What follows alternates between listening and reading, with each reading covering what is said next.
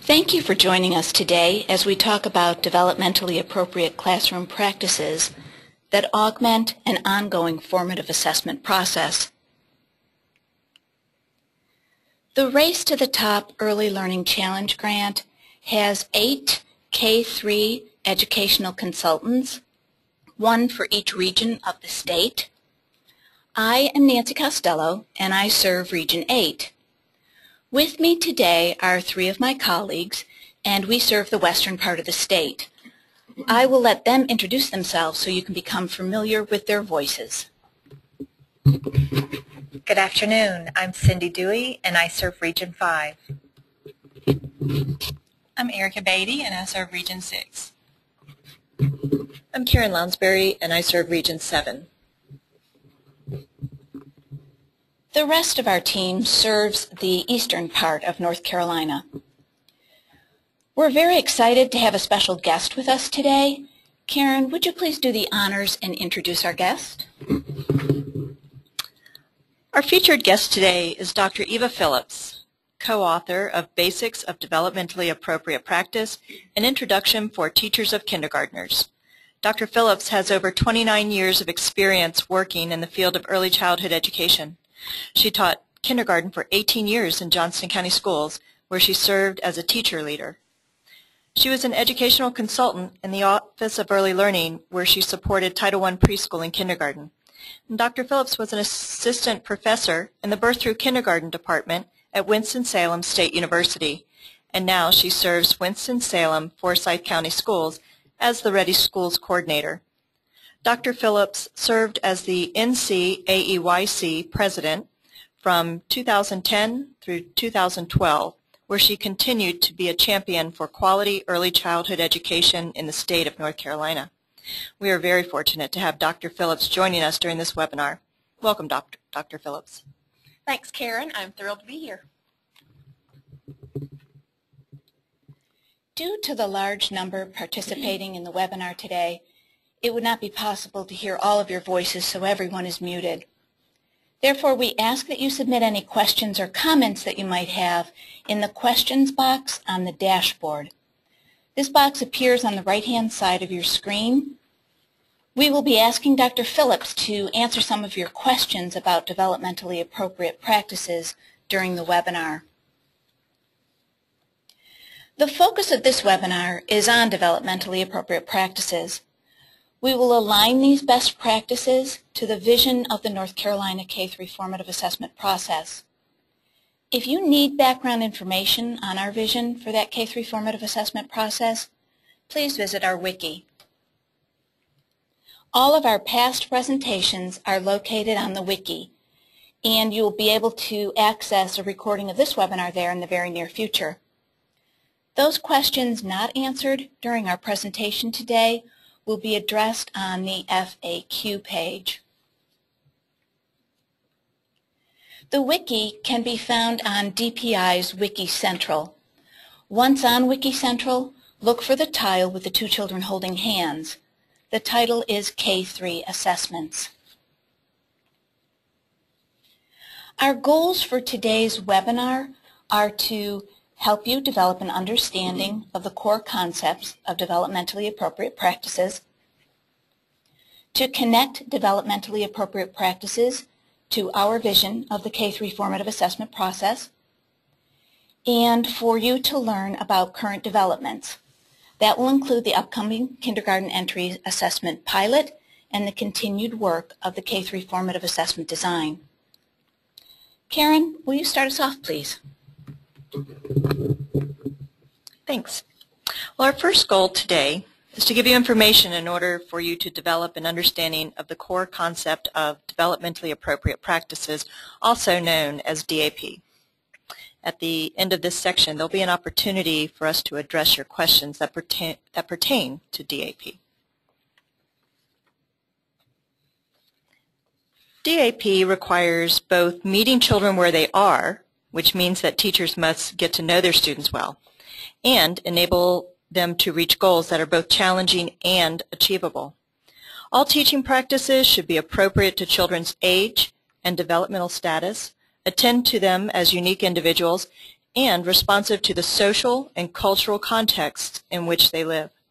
When teachers know the interests, experiences, abilities, and learning style of each student, they can help that student attain challenging and achievable goals. K-3 formative assessment is a whole child perspective and is aligned with both ELDS foundations and the North Carolina Standard Course of Study, which is Common Core, and the North Carolina Essential Standards. This alignment addresses the 5 domains of learning and development. All the domains of children's development and learning interrelate. For example, because social factors strongly influence cognitive development and academic competence, and the cognitive domain influences the social domain, teachers must foster learning and development in both, as well as in the emotional and physical domains. Effective, developmentally appropriate curriculum is based on what is known about the interrelationships and sequences of ideas, so that children's later abilities and understandings can be built on those already acquired. At the same time, the rate and pattern of each children's learning is unique. An effective teacher must account for all of these factors, maintaining high expectations while setting challenging, achievable goals and providing the right amount and type of scaffolding for each child.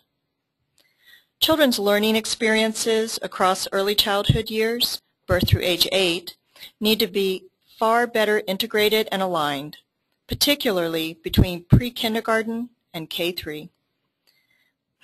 Education quality and outcomes would improve substantially if elementary teachers incorporated the best of preschool emphasis and practices, such as attention to the whole child, integrated meaningful learning, and parent engagement. And if preschool teachers made more use of those elementary grade practices that are valuable for young children. Next, Erica is going to explain the formative assessment process through the lens of a coach. Thanks, Karen. So let's apply this same thinking to a sports analogy. As a person who's always played basketball growing up and coaching basketball as an adult, I understand the skills that are needed to be successful in basketball and how those skills develop over time. Typically, most players develop in the same progression, and as you coach, you understand the skills that are needed before the other skills can be mastered. So let's begin a scenario that basketball tryouts have already occurred and the team's already been selected. So the team has been practicing for about 2 weeks, and during this time, I've been observing and recording the skills that each player has demonstrated. I've made notes and even recorded a video on my iPhone to document the player's strengths, the areas that need to be strengthened, the player's attitude, and work ethic. As I begin to prepare the team's for the team's first game, I begin to organize my practice session based on these observations, and now I have knowledge about the skill level of each player. In an effort to address all the players' levels of performance, I've planned circuit drills. So circuit drills are like learning stations in basketball. The stations allow players to improve and strengthen the skills needed to improve each player's basketball game. So as the players participate, the coach and the peers are watching and providing feedback and making adjustments when needed. So like any good coach or teacher, the players were met at their skill level, and I planned instruction according to their needs to support each player as they work to become the best player he or she could be. This is exactly how teachers who apply developmentally appropriate practices in their classroom approach students' learning.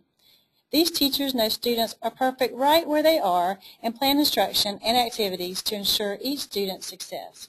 These teachers also realize, like a basketball coach, some students and players improve at different rates, but the main goal is to improve at the rate that is appropriate to each child or player.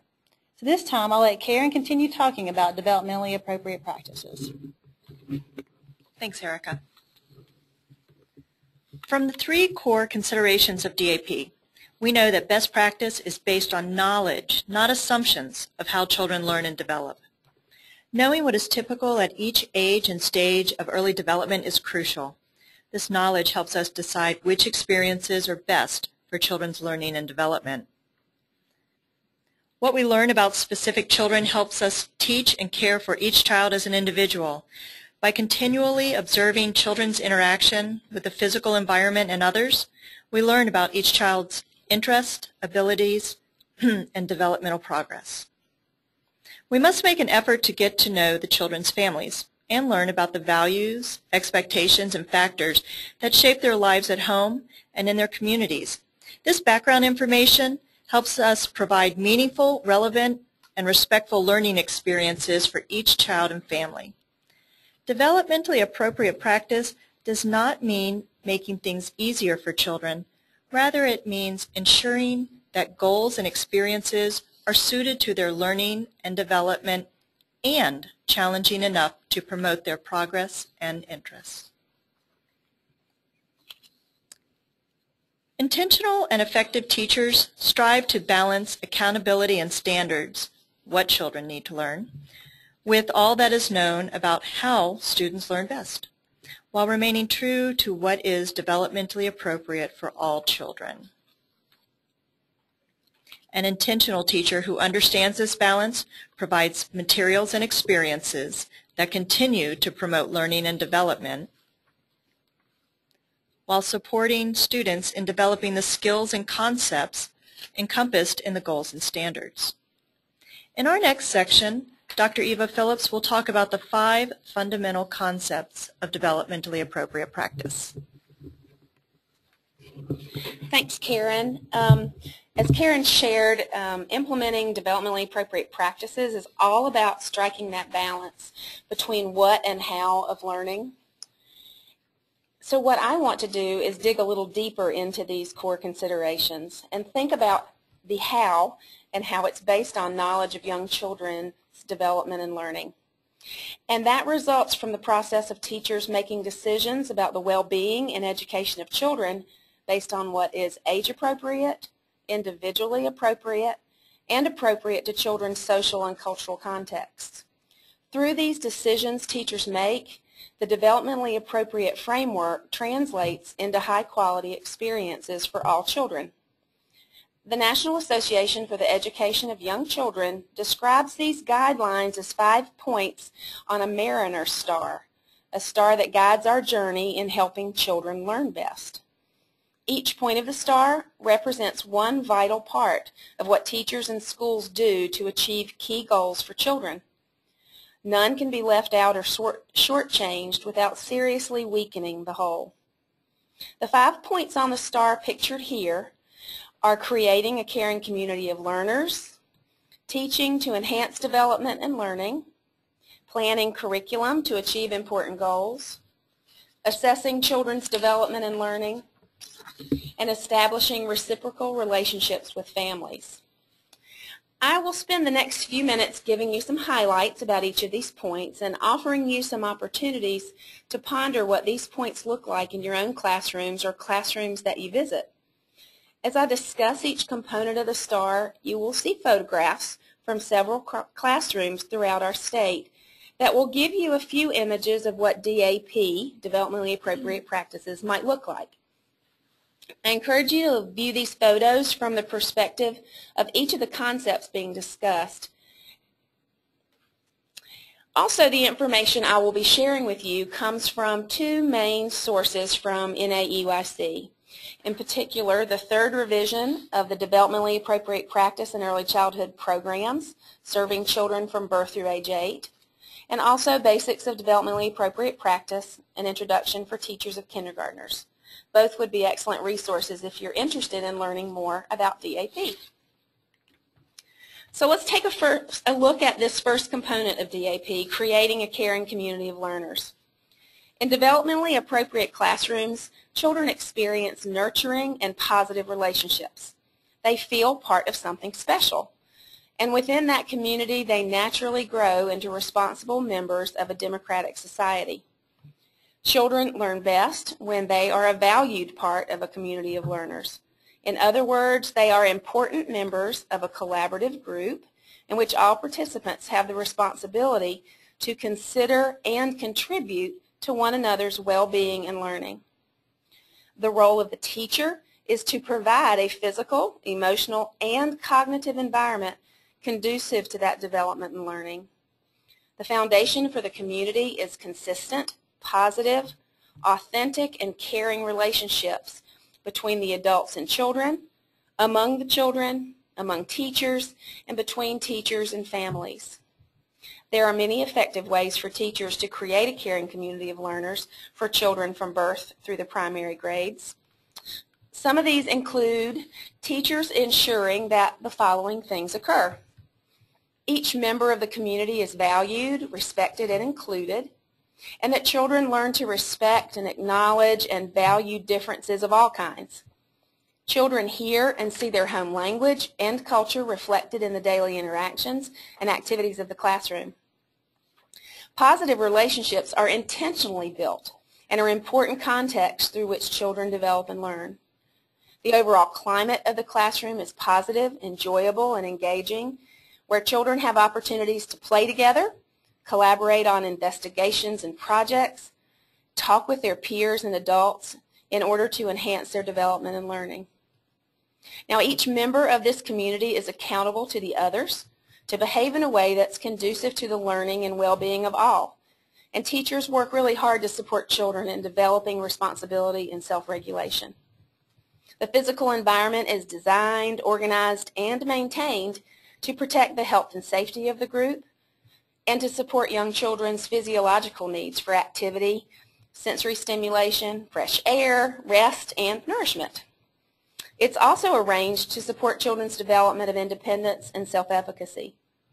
In addition, the daily schedule provides a balance of active movement and rest, outdoor and indoor experiences, a variety of learning contexts, and it is a place that invites children's initiative and active exploration of materials. While the environment's elements are dynamic and changing, overall it's still predictable and comprehensible from a child's point of view. The environment says to the children, "This is a safe space meant for me. I belong here." So hopefully as you've looked at these slides, you can reflect on the ways that you work to build a community of learners in your setting. The second component of DAP is teaching to enhance development and learning. From birth, a child's relationships and interactions with adults are critical determinants of development and learning. At the same time, children are active constructors of their own understanding of the world around them. As such, they benefit from initiating and regulating their own learning activities and from interacting with peers. Developmentally appropriate teaching practices provide an optimal balance of adult-guided and child-guided experiences. Adult-guided experience proceeds primarily along the lines of the teacher's goals, but it's also shaped by the children's active engagement. Child-guided experience proceeds primarily along the lines of children's interests and actions with strategic teacher support. We must stop thinking about these two types of experiences as either or, because both types of approaches have some value and a place in the classroom. So it's a matter of both and, not one or the other. But whether the learning experience is adult or child-guided, in developmentally appropriate practice, it is the teacher who takes responsibility for stimulating, directing, and supporting children's development and learning by providing the experiences that each child needs based on children's interests and needs as well as important learning standards. Now, research is very clear that it is the teacher who makes all the difference for children in the classroom. The teacher is pivotal to a child's success. So teachers who understand and implement developmentally appropriate practices use a wide range of teaching strategies to meet the diverse needs of the children. Some of the most effective strategies that could be used include fostering meaningful dialogue and conversations with and among children, linking new concepts and information to what children already know and are interested in, offering choices to children in order for them to practice decision-making, to become more involved in their own learning, to feel empowered, and to become more independent. Supporting meaningful reflection opportunities to help children process new information and develop understanding of new concepts. And scaffolding children's learning. That is, providing just enough assistance to enable each child to perform at a skill level just beyond what the child can do on his or her own, then gradually reducing the support as the child begins to master the skill and setting the stage for the next challenge. Also, DAP teachers use a variety of learning formats, including large groups, small groups, play-based learning centers, learning stations, partner and individual experiences, and daily routines. Each of these contexts have their own characteristics, functions, and value within the school day. And using multiple contexts and strategies is an effective way to respond to the various needs, abilities, interests, and characteristics of the students within the class. So as you've looked at the slides, I hope that you've also reflected on the ways that you teach to enhance development and learning with your children. The third component is planning curriculum to achieve important goals. So a curriculum consists of the knowledge, skills, abilities, and understandings that children are to acquire and the plans for the learning experiences through which those gains will occur. It's seen as a coordinated framework or a continuum of learning goals which guide teachers in developing and carrying out learning experiences that are consistent with the school system's goals for children. It could be considered a blueprint for making classroom decisions. At the same time, developmentally appropriate practice means that teachers have flexibility and the expertise to exercise that flexibility effectively in how they design and carry out curricular experiences in their classrooms. Implementing a curriculum always yields outcomes of some kind, but which outcomes those are and how a program achieves them are critical. So when considering curriculum planning that's developmentally appropriate for children from birth through the primary grades, of utmost importance is that the curriculum helps young children achieve goals that are developmentally and educationally significant. The curriculum does this through meaningful and interesting learning experiences that reflect what is known about young children as well as about the sequences in which children acquire specific concepts, skills, and abilities, all building on children's prior experiences. Also, a strong developmentally appropriate curriculum addresses key goals in all areas of development. Just as Karen mentioned earlier, the physical, the social, the emotional, and cognitive, as well as across the disciplines, including language and literacy, mathematics, social studies, science, the arts, music, physical education, and health. According to the DAP position statement, an effective curriculum is thoughtfully planned, challenging, engaging, developmentally appropriate, culturally and linguistically responsive, comprehensive, and likely to promote positive outcomes for all young children. Teachers use the curriculum, their knowledge of state standards and other mandates, along with their knowledge of children's interests to plan relevant, engaging learning experiences. And they keep the curriculum in mind in their interactions with children throughout the day. In this way, they ensure that children's learning experiences, as mentioned before, in both adult-guided and child-guided contexts, are consistent with the program's goals for children and connected within an organized framework. Now, to do this, sometimes teachers must make adaptations to meet the learning needs of the diverse children they teach. Therefore, in their planning and follow-through, teachers use the curriculum framework along with what they know from their own observation and other assessments about the children's interests, progress, language proficiency, and learning needs. They carefully shape and adapt the experiences they provide children to enable each child to reach the goals outlined in the curriculum.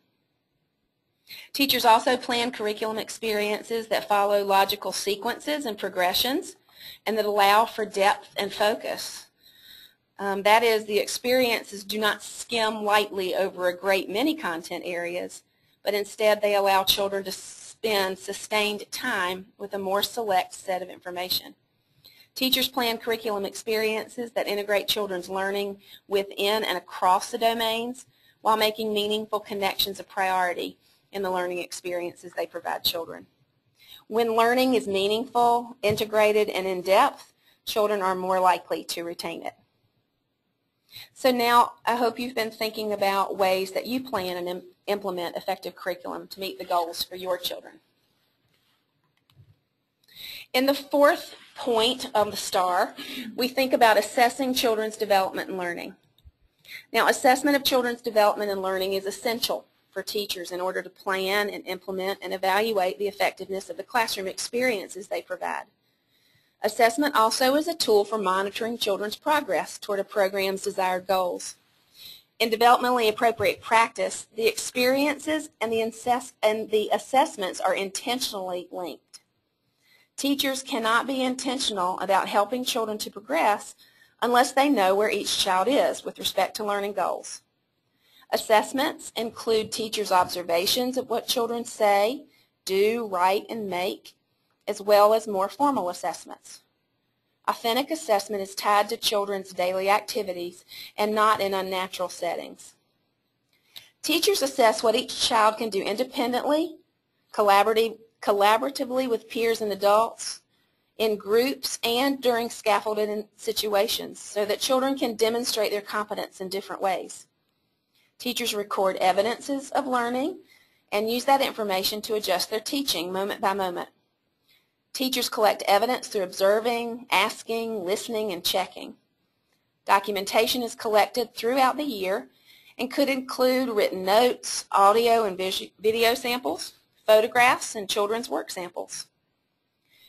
Now, assessment of young children is challenging because they develop and learn in ways that are characteristically uneven and embedded within the specific cultural and linguistic context in which they live. For example, sound assessment takes into consideration such factors as a child's home language. And in many situations, a child's physical development may be more advanced than that of her peers, while her social development may be on target for her age group. Students may demonstrate understanding of a particular concept or idea one day, but they seem not to grasp it the day after. So when thinking about effective assessment of children from birth through the primary grades, the assessment of young children's progress and achievements should be ongoing, strategic, and purposeful. It focuses on children's progress towards goals that are developmentally and educationally significant. Children are seen as an important part of the assessment process in developmentally appropriate classrooms. They work alongside the teacher and their families to set their own goals and to monitor their own progress. Decisions impacting children are based on multiple sources of formal and informal assessments, including those observations by teachers, specialists, and families. Assessment in the primary grades continue to address key goals in the 5 domains of learning and development and increasingly focus on the learning in academic areas. So hopefully you've had a chance to reflect on some of the ways that you assess children's learning and development. So for our last component of DAP, very important, we'll save the most important for last, is establishing those reciprocal relationships with families. Developmentally appropriate practices grow from deep knowledge of child development principles and of the classroom's children in particular, as well as the context within which each of them is living. Because the relationships between children and the adults in their lives are critical to children's success, teachers intentionally work to build strong partnerships with families. These partnerships are much more than the typical parent involvement practices or parent education sessions. This type of relationship is a strong partnership between equals, where both parties value and count on each other's knowledge and deep understandings. When teachers and families combine their knowledge and wisdom, everyone benefits. When we think about the kind of relationships that are developmentally appropriate for children from birth through the primary grades, we consider those reciprocal relationships in which family members and practitioners work together as members of the learning community. There's a mutual respect, cooperation, shared responsibility, and negotiation of conflicts toward the achievement of shared goals. Effective teachers plan for a variety of opportunities to get to know families, including home visits, orientation experiences, and lots of conversations to identify families' interests, talents, and hopes for their children. Teachers acknowledge and respect and honor the diversity of families. There is frequent positive two-way communication, and there are multiple opportunities for families to engage in their child's school life. Teachers provide an inviting environment to ensure that families feel welcome at school, and they involve families in decision-making and in goal setting for their children. But above all else, teachers make sure that families know that they genuinely care about their children. So think about some of the ways that you work to establish reciprocal and meaningful partnerships with families. So that was a really quick trip through the components of developmentally appropriate practices. I just hit some of the highlights or main ideas of this framework. There's so much more. But I hope that you will walk away from today's webinar with a better understanding of what is meant by developmentally appropriate practices and have gained a stronger sense of its importance to our work with kindergartners and other children in the primary grades, as well as their families. This star serves as a reminder to us of the importance of each of these components in our journey to providing high-quality experiences for all children in our schools. Each one of these points represents a vital part of the effective practices in early education, and it's important to remember that developmentally appropriate practice is not a one-size-fits-all approach. It focuses on age, development, culture, prior experiences, and language. So there are lots of resources available for you to find out more about DAP, and those will be shared with you at the end of this webinar. So now I'll turn it back over to Karen. Thanks, Eva. A few minutes ago, Eva talked about some teaching strategies, and I'd like to go through 10 of the teaching strategies that effective teachers use. So the first is to acknowledge children and let them know that we've noticed what they say or do just by sitting nearby and observing them.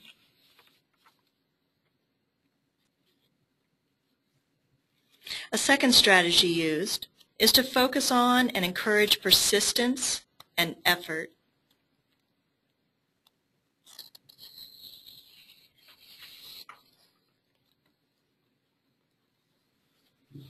The third strategy is to provide specific feedback so the child knows exactly what you are referring to.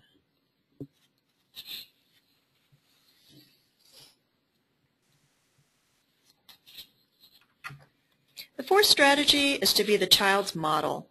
Excellent teachers model for children different methods to problem solving rather than just tell them.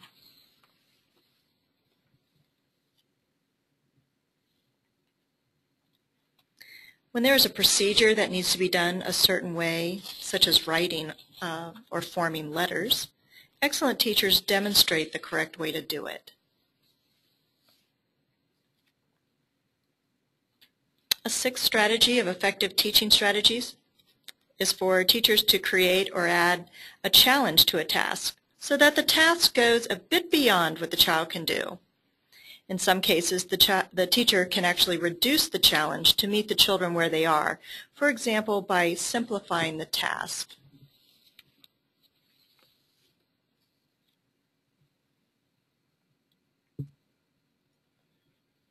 In the next teaching strategy, we see that excellent teachers ask children questions that provoke children's thinking, going beyond just the simple answers.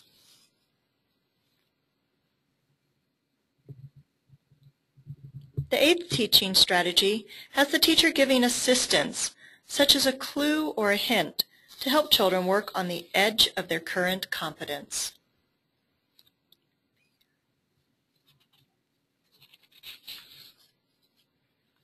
In the ninth teaching strategy, teachers give children direct facts, verbal labels, and other information.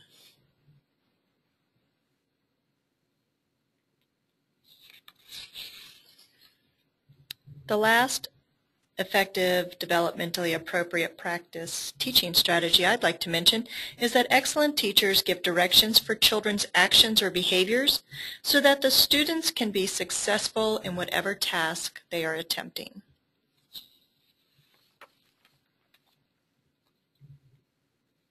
So, we've covered quite a bit of information about formative assessment, fundamental concepts of developmentally appropriate practice, and effective teaching strategies. So take a quick moment to jot down just one or two new ideas that you'd like to think about further.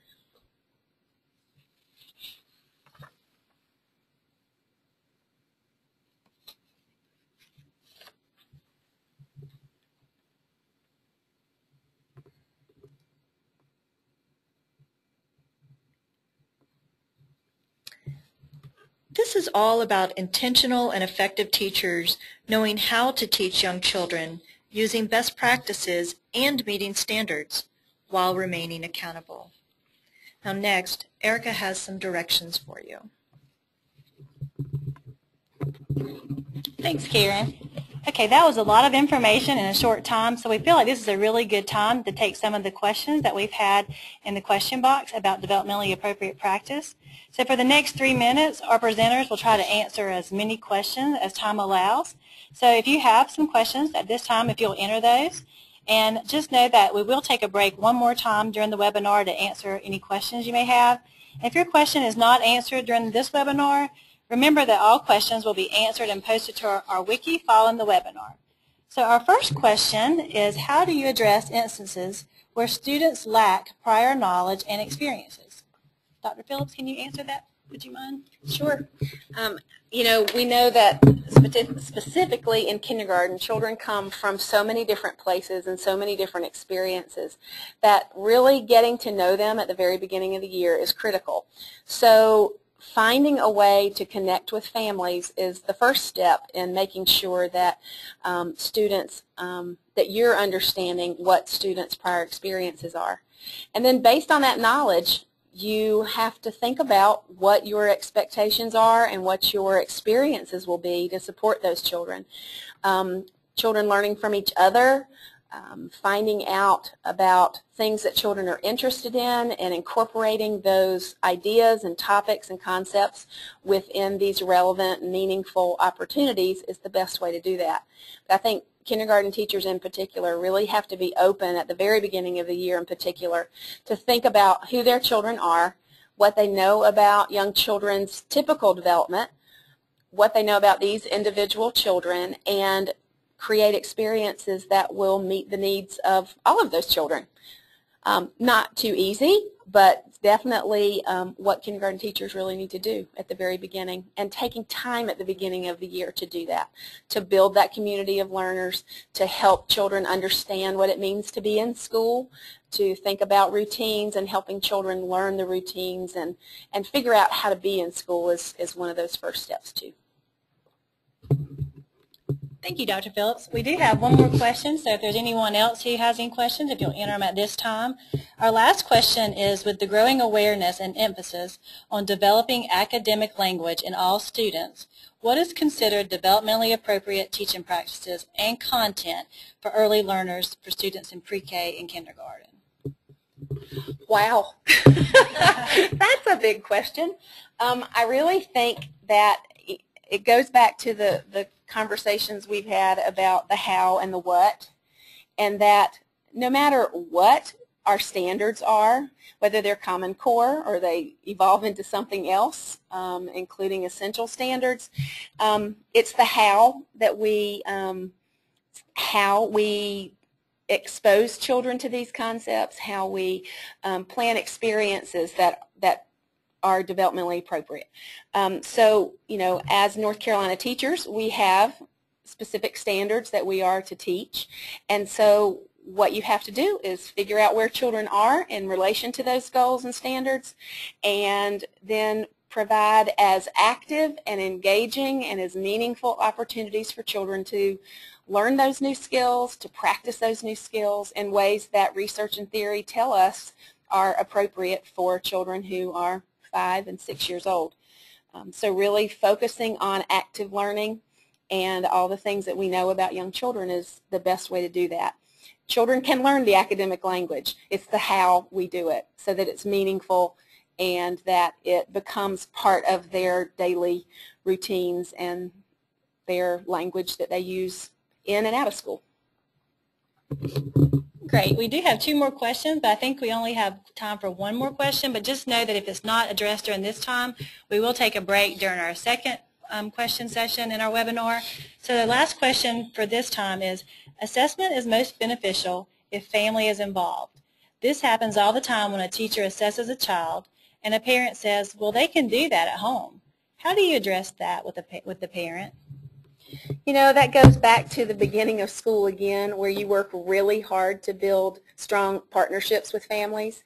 And I think that even if there are differences of opinion, if there are challenges that you have with children or their families, if you have worked really hard at the beginning of the year to let families understand that you care about their children and that you are both working together to support children's learning and growth, then if there are disagreements about what children can or can't do, then you can work through those together because you have this authentic relationship.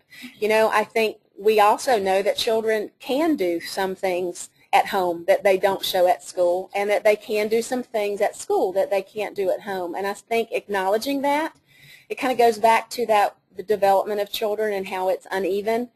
And in different situations, children can do different things. So I think acknowledging that and, you know, being aware of what those differences are and working together with the families to think about how to strengthen those. Thank you. If you have a question in the chat box, in the question box, we will address that during our next session, so please continue to put those in the question box for us. So at this time, Cindy will begin explaining how developmentally appropriate practices relates to the vision of our K-3 formative assessment process. Thanks, Erica. So our second goal this afternoon is to spend some time connecting what you've learned about DAP to the Office of Early Learning's vision for the K-3 formative assessment process. You will notice these connections in the tools and materials we are creating and in the principles that guide our work.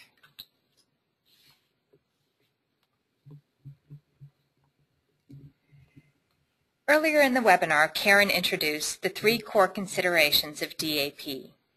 The K-3 formative assessment vision is closely aligned with these core principles.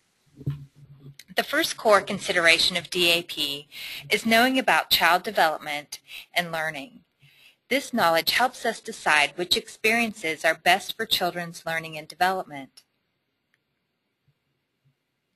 In order to help us know what is typical at each stage of development for K-3 students, the K-3 formative assessment will include developmental construct progressions with performance descriptors to support teachers in the process of knowing about each child's development and learning, so that teachers may use this knowledge to plan learning experiences and adjust their teaching.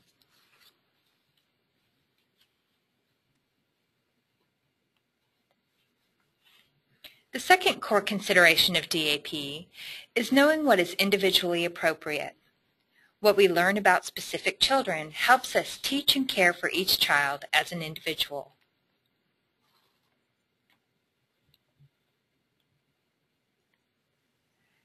The K-3 formative assessment is based upon the belief that we accomplish this by observing children during authentic activities, and by using multiple assessment means to get a full picture of the child's knowledge and abilities.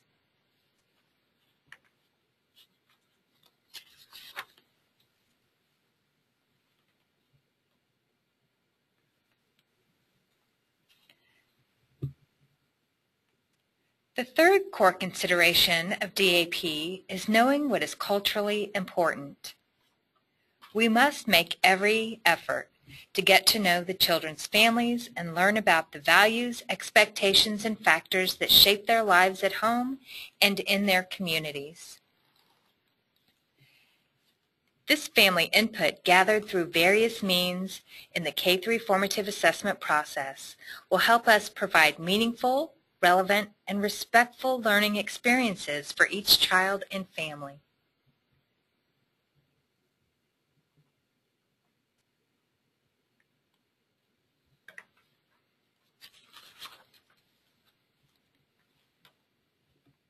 This definition of formative assessment adopted by NCDPI guides the development of our work.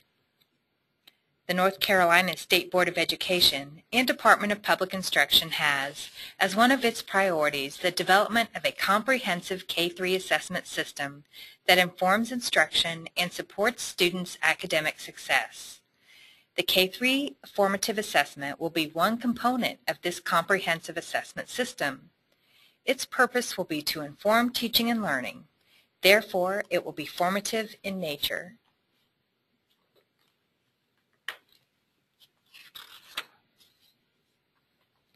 The K-3 formative assessment is based upon several principles, including the belief that teachers can best learn about children during authentic activities, and information from multiple assessment means can provide a full picture of a child's knowledge and abilities. Therefore, the K-3 formative assessment is envisioned as a process whereby teachers use a variety of assessment means to elicit evidence of children's learning over time.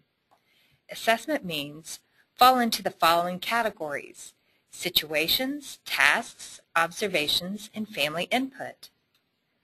Situations are intentionally planned instructional experiences designed to allow children to demonstrate knowledge and skills related to a construct progression. A task is an assessment experience that is administered to an individual student in an effort to collect evidence regarding the student's knowledge and skills related to a construct progression. Observation opportunities occur throughout the day to observe a child's level of understanding and ability to demonstrate a skill during the course of teacher-directed and child-initiated activities. Family input provides opportunities for family members to provide their own observations of children's knowledge, skills, and dispositions through various means, which might include daily conversations, teacher conferences, and surveys.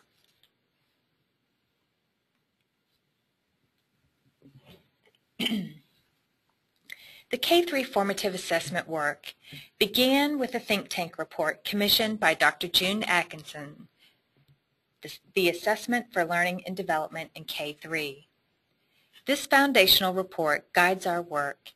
It contains some important connections between what Dr. Eva Phillips shared earlier about DAP and the research guiding the development of the K-3 formative assessment process.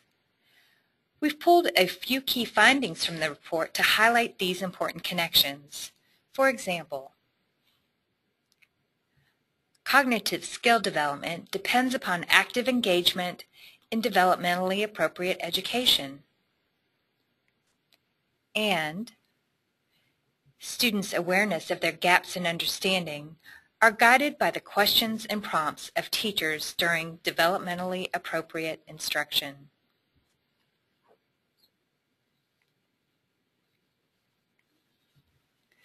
A couple of more things we wanted to highlight from this report.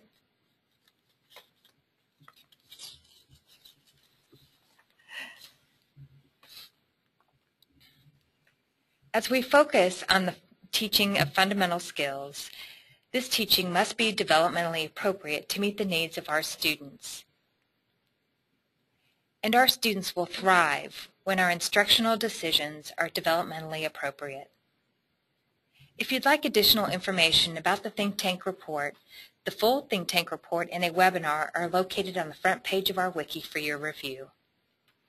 We've shared quite a bit of information with you about DAP and the connection to the K-3 formative assessment vision and development. Now we will pause for a moment, and Erica has some additional instructions for you. Thanks, Cindy. Again, we've received several great questions, and we'd like to take the next 3 minutes to answer these questions. This will be the last time we'll break to answer questions during the webinar, but please feel free to continue to submit those questions during this time and for the remainder of the webinar. Just remember, all questions will be posted to the wiki, and the answers to those questions will be there as well. So our first question, Dr. Phillips, is lots of teachers are asking about what rigor looks like in DAP settings. Can you talk a little bit about that? Sure. You know, when we think about rigor, we have to think about that rigor, especially in the early years for children, looks very different from one child to the next. If we're thinking about developmentally appropriate practices, then we're thinking about challenging and achievable goals for kids. What might be challenging for one child might not be challenging for another. And so this goes back to the whole idea of individualizing and understanding those children and where they are. So one of the greatest ways to individualize teaching for young children in kindergarten is through learning centers and providing experiences for children that meet them where they are and push them to that next step. But really understanding that the challenges that we provide children are challenging, but they must be achievable as well. And being able to articulate what those challenges are, and when someone asks, is this rigorous? It looks just like play. Then being able to say, this is rigorous for this particular child because of this reason, and these are the skills and concepts that this child is learning while they're building with blocks or creating a scenario in the dramatic play center. So being able to articulate that is just as important as understanding it yourself. Thank you. And one more question. The Common Core wants to expose students to grade level appropriate complex text. If a student reads below grade level, how can you teach within her ZPD as well as expose her to grade level text? Well, that's a big question. You know, when we think about this, I think a quick response is that the word you used, expose, is the main piece, is that you want to expose children to a variety of texts. And so, you know, using guided reading groups and the strategies that you use to teach different literacy skills and to help kids move from one reading level to the next is important to continue to do, but also making sure that children are receiving opportunities to hear other text levels, to try to read new text levels, just that it's part of shared reading and all the other things that are part of that literacy classroom. Thank you, Dr. Phillips. Again, please continue to submit your questions during the remainder of the webinar, and we will put the answers to those questions on our wiki following the webinar. So now Nancy is going to begin to share information about the kindergarten entry assessment. Nancy? Thanks, Erica. On to our final goal, which is to learn of current developments. This is exciting information to be able to share about the KEA. If you have been following our work, you know that the kindergarten entry assessment is a process of gathering information from families and pre-K teachers, as well as the observations, conversations, work samples, and tasks facilitated by kindergarten teachers to create a child profile within the first 60 days of school. The KEA will gather information from each of the 5 learning and development domains. We are putting the finishing touches on the KEA for the pilot in August. We had an overwhelming interest from teachers, schools, and districts willing to participate, for which we were thrilled. However, due to criteria for the validating process, we had to make some tough decisions and couldn't include everyone. So, the districts have been selected, schools within those districts have been chosen, and the teachers involved have been notified that training will occur the week of July 7th. So, without further ado, we would like to announce the districts that will be partnering with us in the KEA pilot.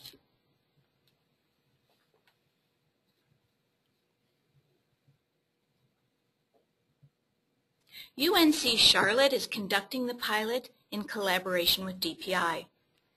The teachers participating in the pilot will be able to offer their feedback on the KEA through conversations, surveys, and observations. We look forward to partnering with these districts as we pilot the KEA. Erica, would you please tell the audience where we are with the broader K-3 formative assessment work? Sure. Work continues on the broader K-3 formative assessment process. The assessment design team continues to create construct progressions, performance descriptors, and assessment means. So all of our work goes through a review process at various venues, and we will continue to ask reviewers to review our work and provide valuable feedback. Our team will continue to conduct focus groups to ensure that we are developing a process that will be useful and manageable to the field. There will be opportunities to learn more about the development of our work by attending conference sessions and listening to webinars offered. This is the current K-3 formative assessment process timeline, with the kindergarten entry assessment piloted in 50% of the LEAs in August. So development of our work will continue as we begin to pilot the KEA and receive feedback from the field. Now Dr. Phillips will explain how to access additional materials relating to developmentally appropriate practices. So to learn more about DAP, in the very near future, you'll be able to go to this resource, the Live Binder of Resources, that's developed by the Office of Early Learning, to find links to articles and video clips related to these different DAP topics. You will also find reflection questions for each resource that can be used as either a self-study or a group study. And when the site is ready, the team will share the link with you. Back to you, Erica. All right, thank you. As stated earlier in the webinar, our wiki is on Wiki Central.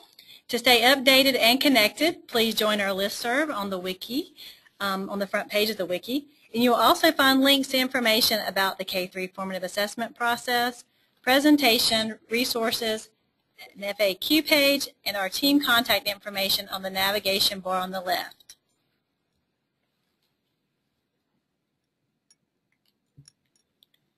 Our next webinar is scheduled for August the 13th and will focus on the formative assessment process.